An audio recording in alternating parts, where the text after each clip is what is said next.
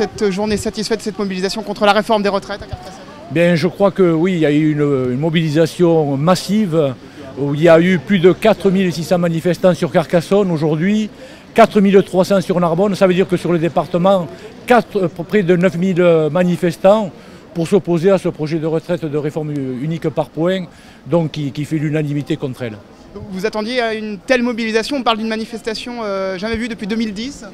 Oui, on s'attendait, il y avait des signes qui ne trompaient pas. De nombreux salariés nous ont contactés tout au long de la semaine. On a distribué toute la semaine dernière plus de 10 000 tracts sur le département. Et on avait un très très bon écho en nous disant que de nombreux salariés allaient participer à ce mouvement d'ampleur. Alors justement, ce qui est important, on sait que le service public se mobilise plus que le privé. Justement, le privé, quel est le poids du privé dans cette manifestation? Est-ce que vous avez vu des chiffres, en tout cas le poids du privé a été, le privé a été fortement mobilisé. Là, par exemple, je viens d'apprendre que par exemple, les salariés de Formica sur Quillan étaient en grève à 80%. Dans l'action sociale, notamment à la PAJH, à haut accueil urgence aussi, ils étaient très très mobilisés. À la MSA, enfin, les secteurs du privé ont été fortement mobilisés. La